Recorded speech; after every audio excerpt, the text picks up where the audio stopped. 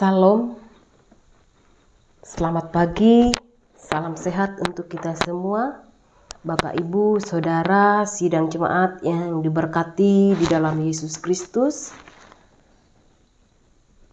Bersama dengan saya, Pendeta Alriana K. Kristina, mengajak kita untuk bersama-sama membuka firman Tuhan, dan kita akan bersama-sama membaca dan merenungkan akan firman Tuhan sesuai dengan Almanak Nas Gereja Kalimantan Evangelis, yang mana pada hari ini Selasa 21 Juni 2022 firman Tuhan untuk kita itu terambil dari Efesus pasal yang kedua ayat yang ke-11 sampai ayat yang ke-22. Sebelum kita bersama-sama membaca dan merenungkan firman Tuhan ini, mari kita bersama-sama menundukkan kepala kita mohon kuasa Roh Kudus, kita bersatu hati di dalam doa. Kita berdoa. Pujian dan syukur kami naikkan kepadamu ya Bapa, atas segala kasih dan campur tangan-Mu melewati malam yang telah kami lalui. Dan kami bersyukur karena pada pagi hari ini Engkau boleh membangunkan kami dengan kekuatan kesehatan yang baru. Sebelum kami menjalani setiap aktivitas kami, tugas dan pekerjaan kami sepanjang hari ini, kami mengawalinya dengan bersama-sama membaca dan belajar dari sebagian firman-Mu yang diperhadapkan kepada kami masing-masing. Dan kami mengundang Roh Kudus-Mu hadir untuk menguasai setiap hati kami, sehingga firman-Mu boleh kami baca dan kami terima dengan penuh sukacita. Terima kasih Bapa, dalam nama Yesus kami berdoa dan mengucap syukur. Amin. Efesus pasal yang kedua, ayat yang ke-11 sampai ayat yang ke-22 di bawah judul Dipersatukan di dalam Kristus. Ayat yang ke-11. Karena itu ingatlah bahwa dahulu kamu sebagai orang-orang bukan Yahudi menurut daging yang disebut orang-orang tak bersunat oleh mereka yang menamakan dirinya sunat, yaitu sunat lahiriah yang dikerjakan oleh tangan manusia, bahwa waktu itu kamu tanpa Kristus tidak termasuk kewargaan Israel dan tidak mendapat bagian dalam ketentuan-ketentuan yang dijanjikan, tanpa pengharapan dan tanpa Allah di dalam dunia. Tetapi sekarang di dalam Kristus Yesus, kamu yang dahulu jauh sudah menjadi dekat oleh darah Kristus, karena Dialah damai sejahtera kita yang telah mempersatukan kedua pihak dan yang telah merubuhkan tembok pemisah, yaitu perseteruan.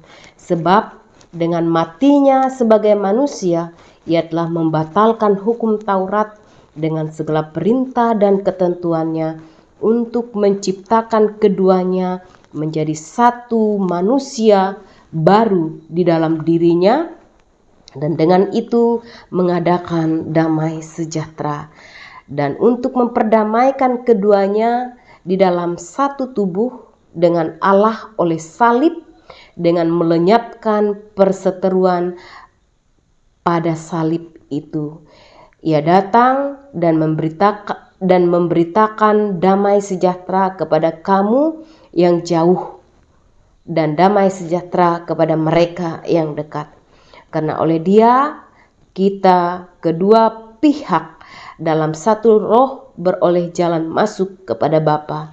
Demikianlah kamu bukan lagi orang asing dan pendatang, melainkan kawan sewarga dari orang-orang kudus dan anggota-anggota keluarga Allah yang dibangun di atas dasar para rasul dan para nabi, dengan Kristus Yesus sebagai batu penjuru. Di dalam Dia tumbuh seluruh bangunan rapi tersusun menjadi bait Allah yang kudus di dalam Tuhan. Di dalam Dia kamu juga turut dibangunkan menjadi tempat kediaman Allah di dalam roh.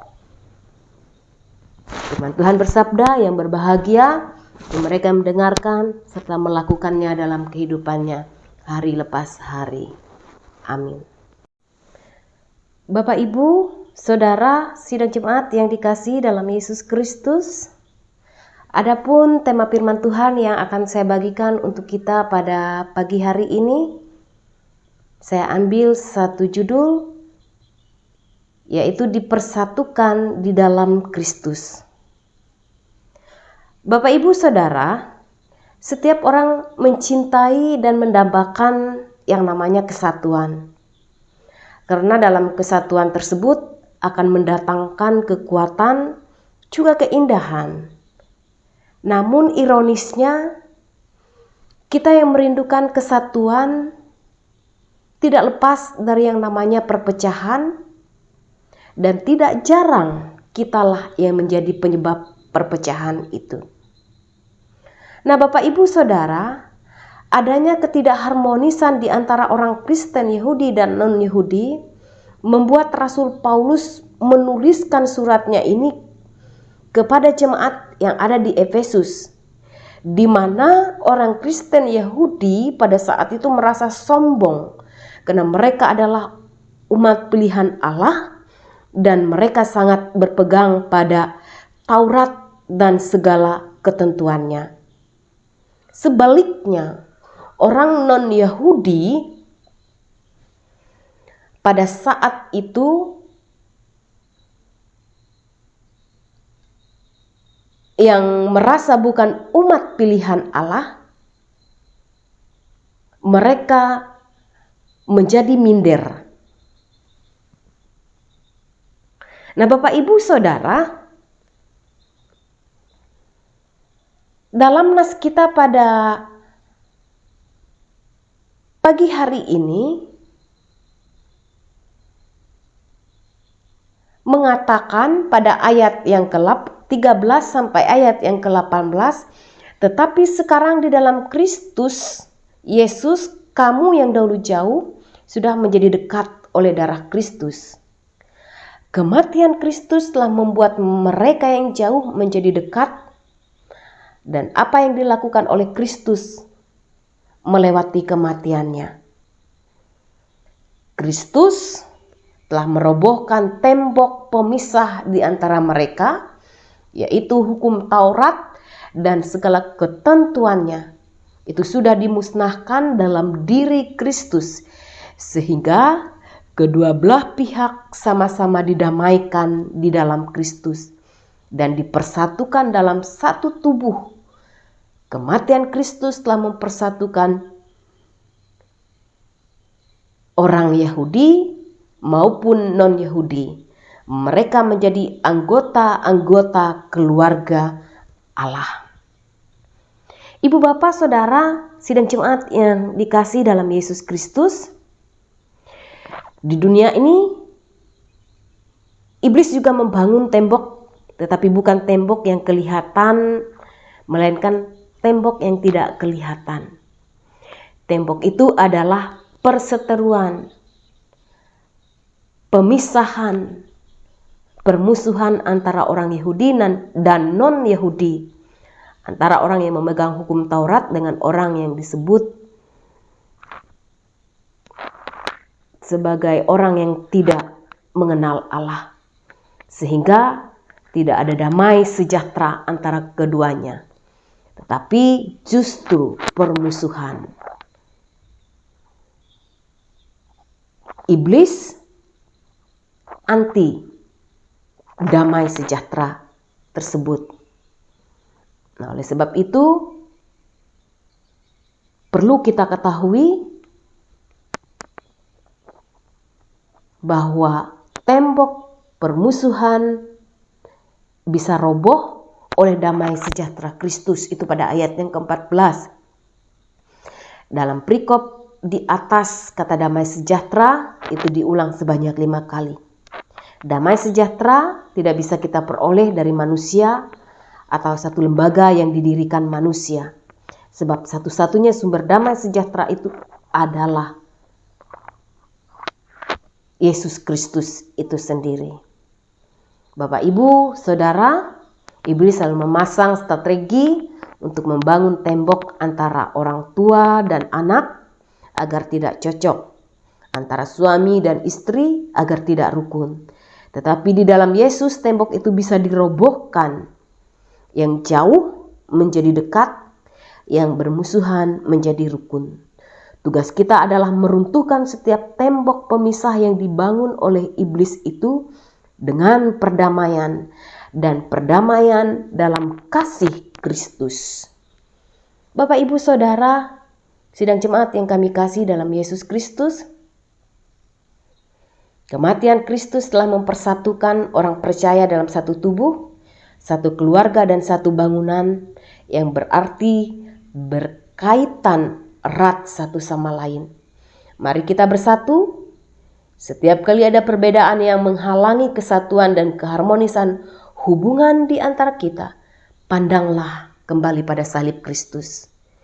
Dia sudah mati untuk mempersatukan kita, dan itulah yang menjadi kerinduannya, yaitu melihat umatnya bersatu. Amin untuk firman Tuhan. Mari kita bersama-sama menundukkan kepala kita. Kita berdoa untuk firman Tuhan sekaligus menaikkan doa syafaat kita. Kita berdoa.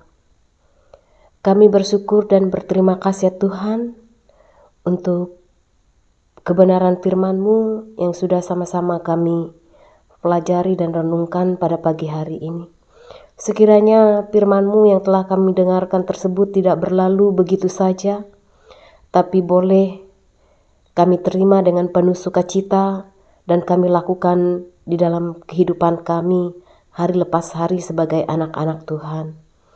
Ya Bapa, pada pagi hari ini mengawali segala tugas dan pekerjaan kami menyerahkan semuanya ke dalam tangan kasih-Mu.